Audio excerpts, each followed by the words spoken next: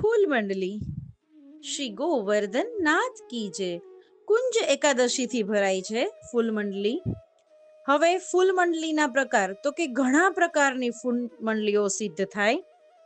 સુગંધિત એવં સુરંગી ફૂલ મંડલીઓ યુગલ સરકારને અત્યંત પ્રિય છે. પ્રકાર ઘણા બધા હોય પણ ભાવ માત્ર એક જ, તત સુખનો. સુંદર સુંદર રંગો અને સુંદર સુંદર સુગંધિત ફૂલો સાથે શીતલતાના સુખનો વિચાર ફૂલ મંડલીમાં. હવે સખીજનો, ફૂલ મંડલી સિદ્ધ કરતી વખતે ખાસ ફૂલ મંડલી કીર્તનનું પદ માત્ર મનમાં ગાવું જોઈએ, જેથી ફૂલોમાં થૂક ન ઉડે અને મન અલૌકિક ભાવમાં ઓતપ્રોત રહે. અને બને ત્યાં સુધી તો વૈષ્ણવજનો હોય છે, સખીજનો હોય છે, તમે જોયું હશે હવેલીમાં કે મોઢું અને નાક પણ આછા કપડાથી આડસ માટે બાંધી રાખે છે, કે જેથી કરીને એની સુગંધ બને ત્યાં સુધી લેવાઈ ન જાય અને એમાં થૂક ન ઉડે. તો એ ખાસ કે એમાં ફૂલ મંડલીનું કીર્તનનું પદ મનમાં ગાવામાં આવે છે. હવે ફૂલ મંડલીમાં જે પુષ્પો આવે છે એ બે ભાવથી આવે છે સખીજનો.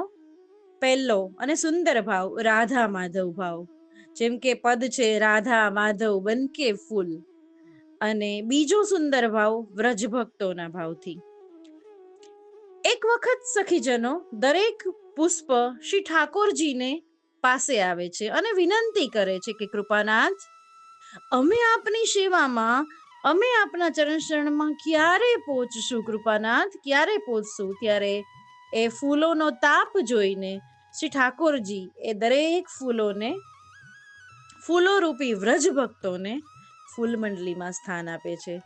ફૂલ છે એ વ્રજ ભક્તોનું મન છે અને શ્રી ઠાકોરજી એ ફૂલોનું રસપાન કરનાર ભમરો ભોગી ભ્રમર ભૂપાલ. આવો સુંદર ભાવથી જો ફૂલ મંડલી સિદ્ધ કરીએ અને જ્યારે પ્રભુને અંગીકાર કરાવીએ ને, પ્રભુ સ્મિત કરે કરે ને કરે સખીજનો. હવે ફૂલ મંડલીના ભાવ સાથે એક સુંદર ફૂલ મંડલીનું પદ. લાલન બેઠે કુસુમ ભવન. લાલન ક્યાં બેસી રહ્યા છે? તો કે લાલન બેઠે કુસુમ ભવન. ફૂલ મંડલી સિદ્ધ કરી છે તો એવું લાગે છે કે કુસુમ ભવન, કુસુમ એટલે ફૂલ, ભવન એટલે આખું જે ઘર બન્યું છે એમાં લાલન એ કુસુમનું છે આખું, અને એમાં શ્રી ઠાકોરજી બિરાજી રહ્યા છે. લટપટી પાગ વિધુરણિત લોચન મકર કુંડલ સોહે શ્રવણ. લટપટી પાગ, લટપટીના તો ઘણા બધા અર્થો થાય છે, જેમ કે નખરાળી, વાંકી, ચપ્પલ, ઠાઠમાઠ વાળી રાજાશાહી પાગ. લોચન કેવા છે શ્રી ઠાકોરજીના? કેવા કહીયા છે? વિધુરણિત. વિધુરણિત એટલે ધ્રુજવું. મતલબ શ્રી ઠાકોરજીના જે લોચન છે, જે નયન છે એ સ્થિર નથી. એ ક્યારેક ડાબી બાજુ, ક્યારેક જમણી બાજુ, ઉપર નીચે, આમ તેમ કૃપા કટાક્ષ વર્ષાવી રહ્યા છે. આજુબાજુમાં વ્રજાંગનાઓ જે વિરાજે છે એના ઉપર લોચનથી, વિધુરણિત લોચનથી શ્રી ઠાકોરજી કૃપા કટાક્ષ કરી રહ્યા છે. મકર કુંડલ શોહે શ્રવણ. કાનમાં મકરાકૃત કુંડળ શોભી રહ્યા છે. લાલન બેઠે કુસુમ ભવન. શીતલતાઈ સુંદરતાઈ સૌરભ છાય રહી શોભાતન.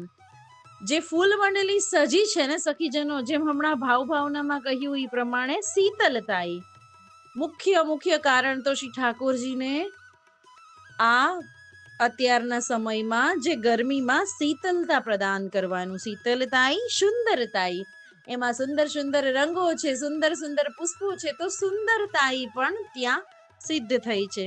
સૌરભ એટલે સુગંધ, પુષ્પોનું તો મુખ્ય સુગંધ માટે.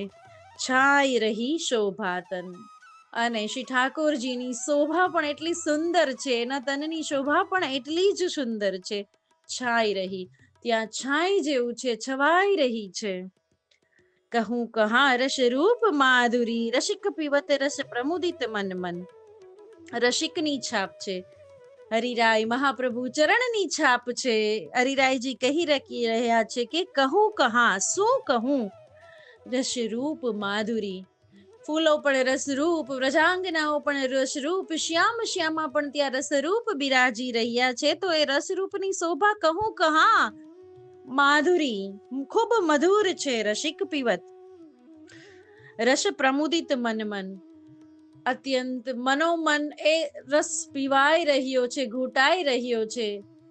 એવા શ્રી હરિરાય મહાપ્રભુજીનું સુંદર પદ, લાલન બેઠે કુસુમ ભવન. શ્રી ગોવર્ધન નાથ કી જય.